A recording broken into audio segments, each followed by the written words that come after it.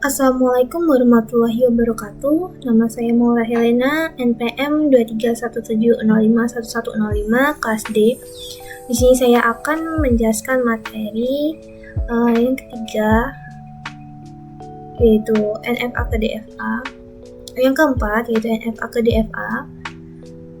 Dan juga proses belajar saya dalam memahami ini. Buka di materinya.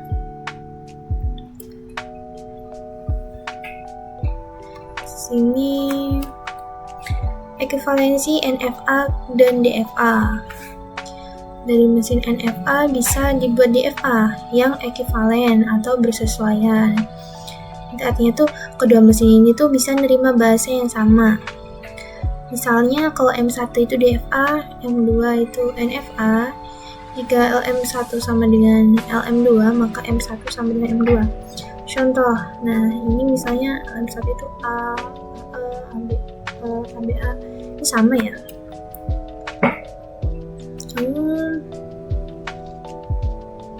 Nah,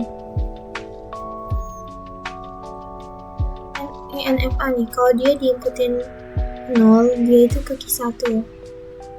Kalau dia diinputin 1, ini dia itu himpunan kosong. Kalau DFA, dia di Q0 itu kalau diinputin 0 dia ke Q1. Kalau Q0 diinputin 1 dia ke Q2. Ini kan beda nih. Jadi ada langkah-langkahnya itu. Pertama, kita buat dulu tabel transisinya. Mulai dari state awal atau S. Itu tuh, habis itu kita telusuri state tujuan dari setiap inputnya.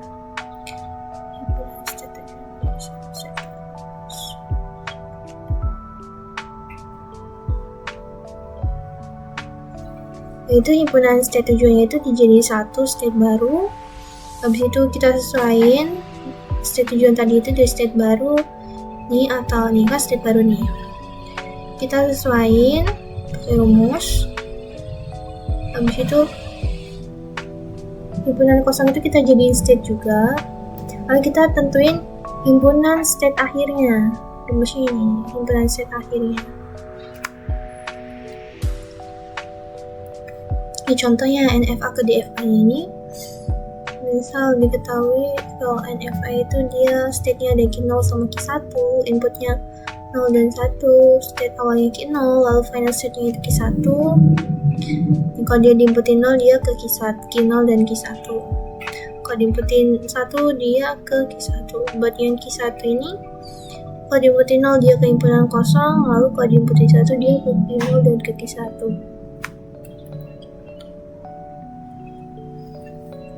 Jadi penyelesaiannya, yang pertama, karena kita menganggap himpunan kosong itu sebagai state ya. Ini kan ada rumusnya nih. Q0, Q1, Q0 dan Q1. Kalau diinputin 0, nah ini tuh transisinya. Ini kan transisi yang baru buat Q0 dan Q1 kalau diinputin 0. Itu rumusnya dari transisi Q0 diinputin 0 itu digabung sama transisi Q0 diinputin 0. Jadi ke Q0 diinputin 0 kan dia ke Q0 dan Q1. Kita tulis nih. Lalu digabung sama kalau Q1 diinputin 0 kan dia kosong. Nah, karena Q0 dan Q1 digabung himpunan kosong, itu tetap Q0 dan Q1. Jadi kita dapat nih buat state barunya. Lalu buat state baru yang kalau dia diinputin 1, itu transisi Q0 kalau diinputin 1 kan dia Q1. Digabung sama Q1 kalau dia diinputin 1. Dia kan ke Q0 sama Q1. Nah, kalau digabung, dia hasilnya tetap Q0 dan Q1. Tuh. Jadi, turunannya nih. Yang pertama Q0. Kalau diinputin 0, dia ke Q0 dan Q1. Kalau diinputin 1, dia ke Q1. Lalu Q1 ini. Lalu Q0 dan Q1 itu, kalau diinputin 0, dia ke Q0, Q1. Lalu kalau diinputin 1, dia ke Q0 dan Q1. Nah, kita kan masih bingung nih. Himpunan kosong. Himpunan kosong tuh kalau diinputin 0 dia himpunan kosong, lalu kalau diinputin 1 dia ke himpunan kosong. Jadi final state-nya itu dari final state awal dengan final state akhir nih.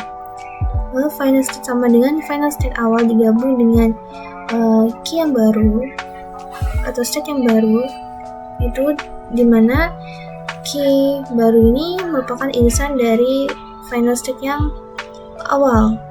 Nah, final state yang awal itu kan dia kan key 1. Nah, kalau key yang baru ini itu kan ini. Jadi yang ada final state-nya itu apa aja? Kan karena final state-nya key 1 di sini mengandung key 1 semua, jadi ini kita dapat key 0 dan key 1. Tuh. Ini. Lalu kita gabung dengan set awal. Lalu digabung dengan final state yang awal, digabung. Dan kalau digabung jadinya key 1 dan key 0 key 1. Ini contoh yang lain. Kemudian kalau kita coba cari referensi materi, jadi itu reduksi ya, reduksi NFA ke DFA. Reduksi, coba kita ekivalensi ya, ekivalensi nih. Coba kita nonton YouTube aja. Yang lebih mudah dipahami itu nonton YouTube. Duh, lepek. Nih, ikat aja. Tenang, kan ada Rejoice 3-in-1. Bikin rambutku ternutrisi, harum, dan lembut. Rambut lembut gak pakai lepek. Rejoice 3-in-1. Frisian Flag dulu, energinya gak bisa habis. Hasilnya bombastis.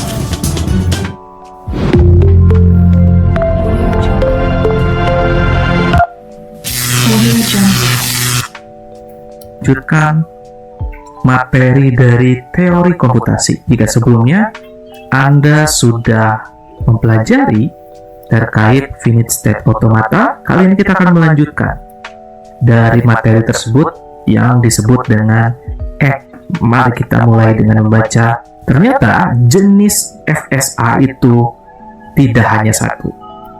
Maka itu tidak boleh atau bisa tidak deterministik. Di sini maksudnya itu di sini dia pertama ngebahas dulu jenis FSA. Nah, karena dia memiliki dua kelompok atau dua jenis, itu yang pertama DFA, deterministik FSA. Dia itu tuh untuk semua state itu tuh satu state tuh ada satu transisi aja untuk setiap input gitu. Jadi itu kalau misalnya inputnya 0, dia hanya boleh menuju ke satu state berikutnya, dia tidak boleh lebih dari satu. Dengan NFA ini dia itu tidak deterministik atau FSA itu tuh dia bisa lebih dari satu bisa lebih pindah lebih dari satu state berikutnya gitu. SA adalah satu tabel transisi DFA yang jadi bentuk contoh bentuk tabelnya. Sisi kiri baris atau setiap set itu sisa di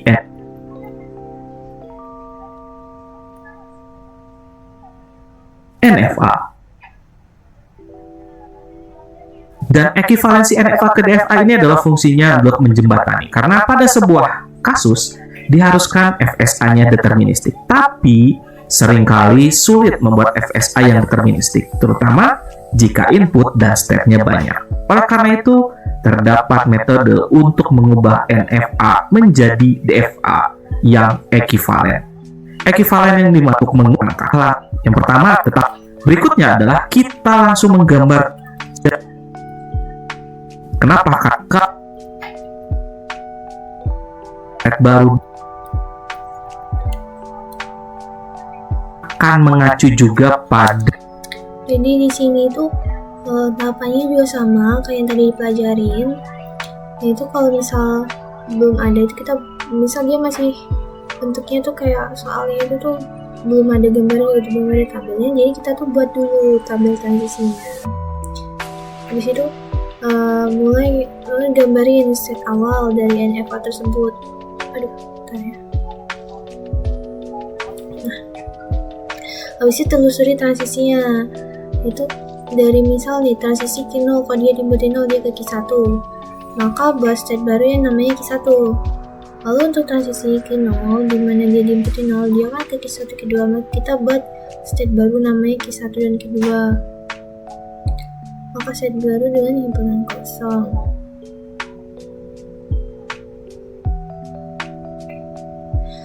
Kalau transisi state himpunan kosong itu untuk semua simbol itu dia balik lagi ke state himpunan kosong itu sendiri. Jadi kayak yang di sebelumnya tadi itu ya, makanya tadi himpunan kosong itu dia walaupun diinputin 1 maupun 0 dia balik lagi ke himpunan kosong itu sendiri.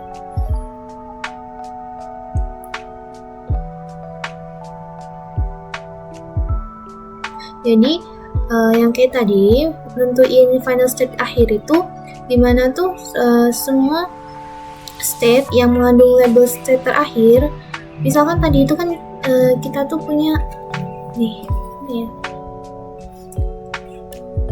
Nah kan kita tuh punya ini final state yang terakhir itu kan dia kan final state yang pertama tadi kan dia Q1. Nah kita tuh dari state yang ini, yang baru ini, kita lihat yang punya label Q1 itu yang mana. Ini sampai label Q1. Ini Q0, Q1.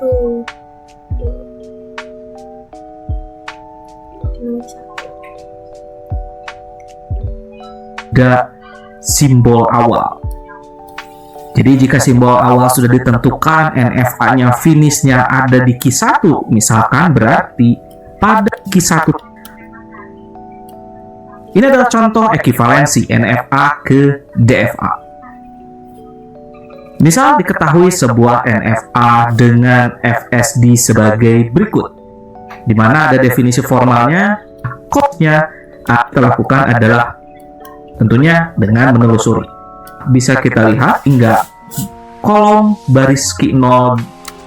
Nah, ini pertama itu kita buat tabel transisinya dulu dari NFA ini.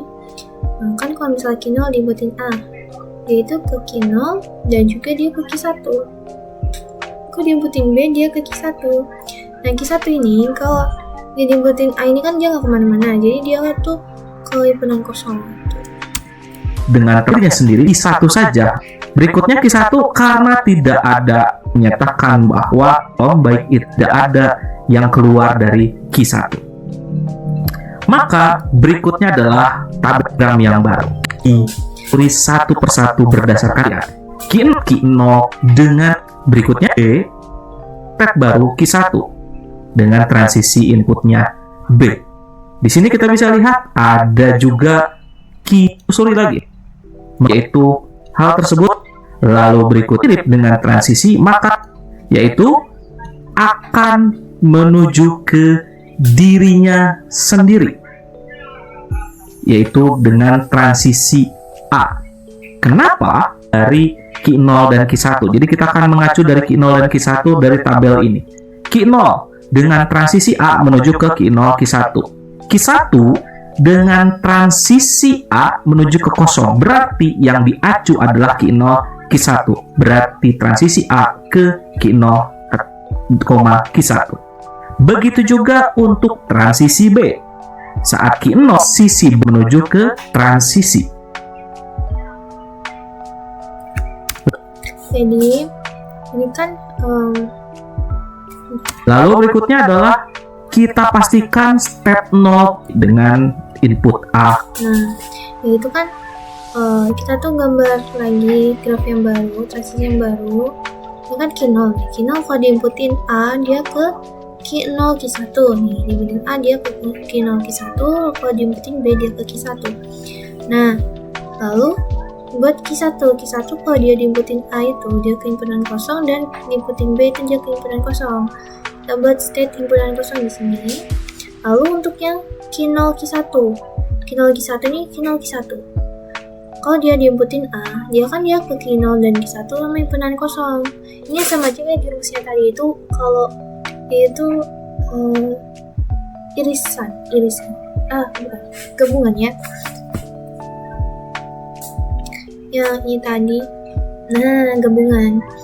Itu kalau Q0 Q1 ini diinputin 0, tuh ya kan gabungannya benar. Jadi sama aja caranya, koma B maupun di karena materi maupun di untuk- topik ini, cuman sedikit beda penggambarannya aja. Kalau di sini kan dia langsung, kalau di materi tadi itu dijabarin cara mendapatkannya gitu, cara hitungnya. Tuh, jadi di sini kita dapetin yang baru. Lanjut. Atau step, karena pada simbol sebelumnya final step-nya adalah key 1, maka yang akan menjadi final step adalah 2 simbol ini. Sama kayak yang tadi juga, yang mengandung final state, jadi state yang baru yang mengandung final state, karena final state yang awalnya itu kan dia Q1. Di sini yang ada Q1-nya ada Q1 itu sendiri dan juga Q0 Q1 ini. Jadi dua ini merupakan final state yang baru. Yang pertama, dua step adalah baru. Dari yang pertama adalah kita rename labelnya menggunakan state yang satu tadinya kosong dan K. Nah, jadi kita setelah menggambar set yang baru tadi, kita bisa rename biar supaya kelihatan lebih rapi menjadi Q0, Q1, Q2, dan Q3. Lalu buat tabel transisinya kita bisa lihat masing-masing transisi hanya menuju ke satu simbol step saja. Jadi karena setiap transisi ini hanya apabila dimasukkan input, dia hanya menuju ke satu state berikutnya, hanya satu, tidak lebih. Nah, maka ini sudah berubah menjadi DFA, karena sebelumnya kan dia NFA tuh yang dia lebih dari satu state berikutnya. Misal dari Q0 dia ke Q1 dan juga ke Q2. Nah, itu kan NFA. Karena ini udah jadi satu-satu, maka ini sudah berhasil menjadi DFA. Sehingga sudah terbukti.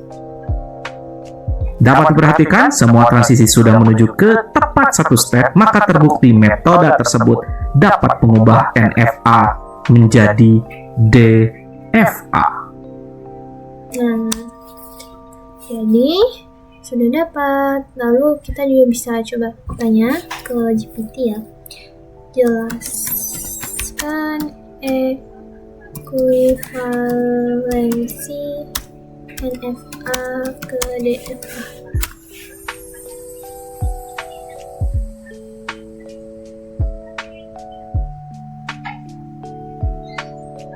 Nah, setiap bahasa reguler yang dapat dikenali oleh sebuah NFA juga dapat dikenali oleh sebuah DFA, meskipun cara kerjanya itu beda. Nah, ini dia ngebahas perbedaan utama antara NFA dan DFA dulu. Ini sama juga seperti yang tadi. Terus ada transisi epsilon tadi. Kalau DFA itu kan dia tidak mendukung transisi epsilon, tapi NFA itu mendukung transisi epsilon. Nah, ini langkah-langkah untuk konversi NFA ke DFA-nya. Nah, ini sama kayak tadi. Transisi klosur epsilon itu dia tetap dihitung juga, dijadiin state yang baru. Kita buat transisi juga yang baru, terus tandai state akhirnya, kita cari state akhir yang baru gitu. Kurang lebih sama. Nah, meskipun DFA yang dihasilkan dari konversi tadi itu memiliki jumlah state yang lebih banyak, tapi itu DFA itu tetap dapat dikenali sebagai ekivalen dari NFA gitu. Jadi saya rasa sudah cukup untuk materi ekivalensi NFA dan NFA ke DFA. Saya akhiri. Wabillahi taufiq wal hidayah. Wassalamualaikum warahmatullahi wabarakatuh.